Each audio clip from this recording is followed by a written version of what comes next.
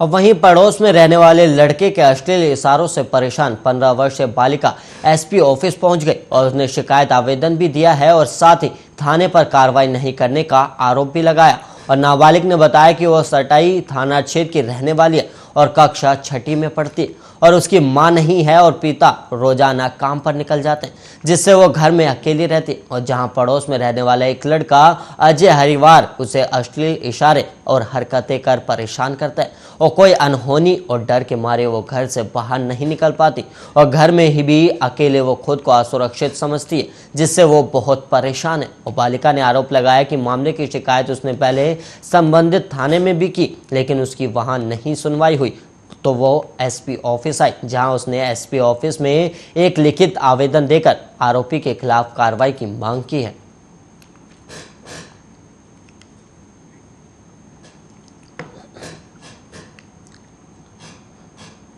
छत्तीसगढ़ के रायपुर में बीजेपी कार्यालय परिसर में बुधवार को एक 48 वर्षीय पुलिसकर्मी ने अपनी सर्विस रिवॉल्वर से खुद को गोली मार ली, जिससे उसकी मौके पर ही मौत हो गई। और इस दौरान वो ड्यूटी पर तैनात था। और एक वरिष्ठ पुलिस अधिकारी ने बताया कि हेड कांस्टेबल राजकुमार नेताम छत्तीसगढ़ सशस्त्र बल की 4थी बटालियन में तैनात थे और उनकी ड्यूटी मोदापुरा थाना क्षेत्र के एक तामा परिसर में बीजेपी कार्यालय में थी और वहीं उन्होंने खुद को गोली मार ली। और उन्होंने बताया कि वो कांकेर जिले के रहने वाले थे।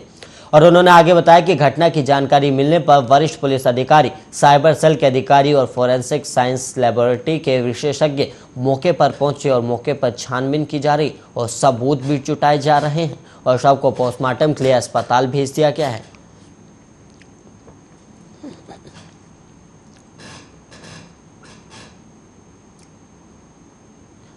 मध्य प्रदेश के धार में भाई बहन के रिश्ते को शर्मसार करने वाला मामला सामने आया और धार के बंजारी गांव में ताऊ के 19 साल के लड़के ने घर आई अपनी 10 साल की चचेरी बहन से दुष्कर्म किया और वहीं रेप की वारदात को लड़के के पिता और लड़की के पिता ने मिलकर छिपा दिया। और वहीं पिता और ताऊ मिलकर उसे अस्पताल लेकर गए और खेलते समय सरिया लग जाने की बात कहकर बच्ची का इलाज कराया। और घटना की जानकारी होने के बाद बच्ची की मां ने पुलिस को इसकी जानकारी दी, जिससे रेप की वारदात का खुलासा हुआ। और वहीं पुलिस ने आरोपी भाई को हिरासत में भी ले लिया और वहीं आरोपी के पिता और पीड़िता के पिता को वारदात छिपाने के जुर्म में भी गिरफ्तार किया गया है। और बच्ची की मां से मिली जानकारी के अनुसार बच्ची मंगलवार को किराना दुकान से सामान लेने गई थी और रास्ते में उसके ताऊ का घर पड़ता था, तो वहीं बच्ची टीवी देखने चली गई। जब वो दोपहर को वापस आई तो उसके कपड़े में खून के दाग लगे हुए थे और मां के पूछने पर बच्ची ने अपने ताऊ के लड़के पर गलत काम करने का आरोप लगाया। और वहीं पीड़िता की मां ने अपने पति को घटना के बारे में बताया, लेकिन घर का मामला होने के चलते बात दबा दी गई, जिसके बाद पीड़ित बच्ची की माता ने पुलिस में जाकर शिकायत दी है।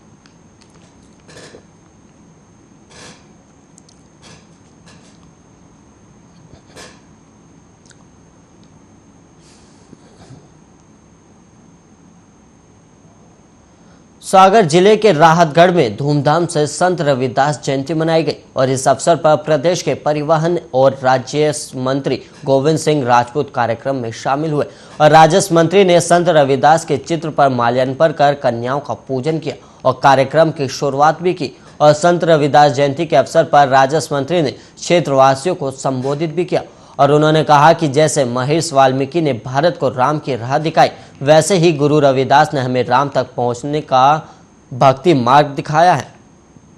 और संत रविदास ने हमेशा भाईचारे और मानव उत्थान की बात की है और उन्होंने अपने दिव्य विचारों से देश को ही नहीं बल्कि पूरे विश्व को प्रकाशित किया, जिससे आज भी हम उनके मार्ग पर चलकर मानव कल्याण की ओर बढ़ रहे हैं।